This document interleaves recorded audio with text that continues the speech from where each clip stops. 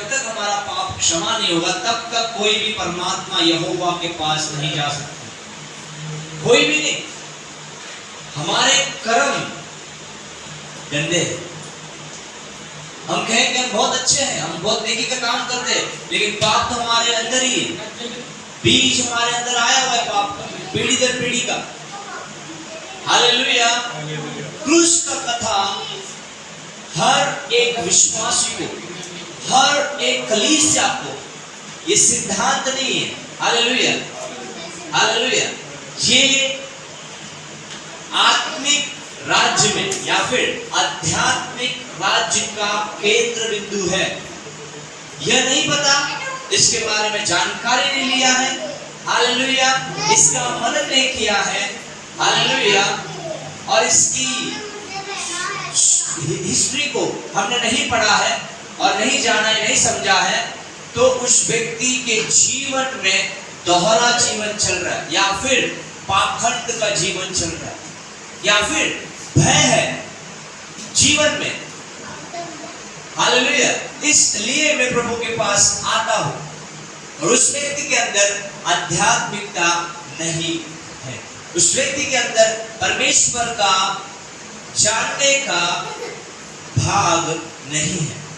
वो व्यक्ति आता है इसके लिए ताकि उससे इस संसार की जो चीजें अभी अपूर्ण है, लाइफ जो खंडर बन पड़ा है, लाइफ जो आशा नहीं है, उस लिए वो केवल आता है ताकि मुझे सब मिले, मेरे जीवन में सब कुछ ठीक ठाक हो, अच्छा हो।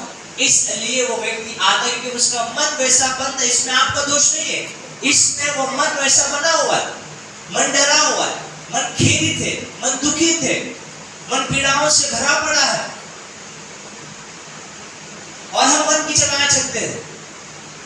इस कारण हमें वो क्रूस की कथा को हम नहीं देखते हैं, क्योंकि हम खुद नहीं ठान लेते कि मुझे उस क्रूस को समझना है कि वो 2023 साल पहले क्रूस पर गया, आज भी उसका नाम पूरी दुनिया में प्रचार होता है, आज भी उस नाम से बीमारियां चंगी होती है, आज भी उस नाम से बिगड़े काम ठीक होते हैं, आज भी उस नाम से जीवन परिवर्तन होता है। ऐसा क्या सामर्थ्य उस क्रूस की कथा में। हालेलुया। क्रूस की कथा मतलब ये नहीं है कि केवल यीशु के क्रूस को घर में टांग ले, पूर्ण रूप से उस क्रूस की कथा को समझना। हालेलुया। तब समझ जाओगे यहोवा का महायज्ञ जो उसने उस क्रूस पर किया। तब समझ में आके खुलेगी कि परमात्मा है क्या। तब समझ खुल जाएगी कि सचमुच उसकी पवित्रता कितनी गंभीर है। Hallelujah, hallelujah, hallelujah, hallelujah. जब आपको क्रूस की कथा समझ में आएगी ना, हालेलुया, हालेलुया, हालेलुया, आप कभी भी जीवन में वो काम नहीं करोगे जो आप पाप का करते आ रहे हो। वो बीज जड़ से नष्ट हो जाएगा, पाप का बीज जड़ से नष्ट होगा और नया मनुष्यत्व जीवन में उभर कर बाहर आएगा। मन परिवर्तन होगा। बहुत सारे लोगों का मन परिवर्तन नहीं है, बपतिस्मा लिया है, रोटी और दाखरस में भाग लेते, लेकिन जीवन में सुधार नहीं। क्यों नहीं? क्योंकि उस क्रूस की कथा को नहीं समझा। हालेलुया।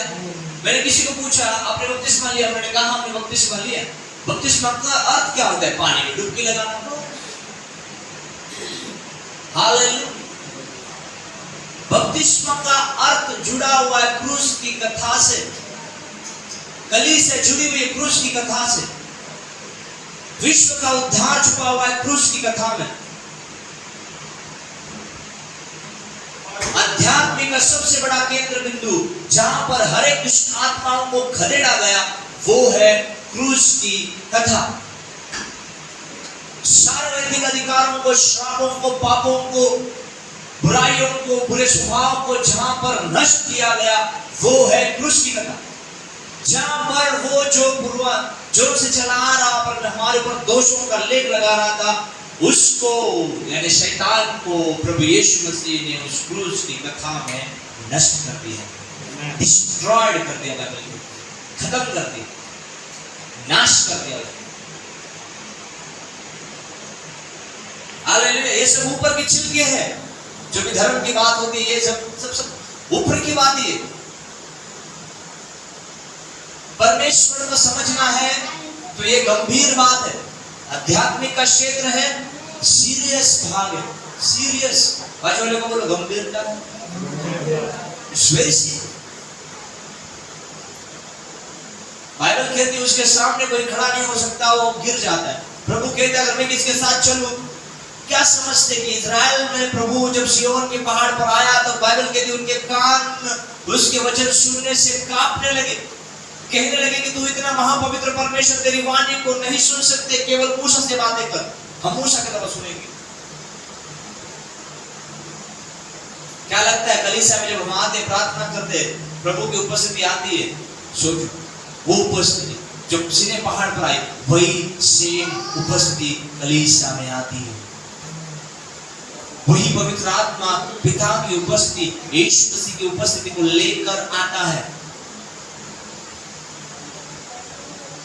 हालेलुया। कौन हमें उसके सामने उपस्थिति में खड़ा करता है, कौन उसके सामने हमें उसको देखने के लिए, उसको महसूस करने के लिए हमें मजबूत करता है? क्रूस की कथा।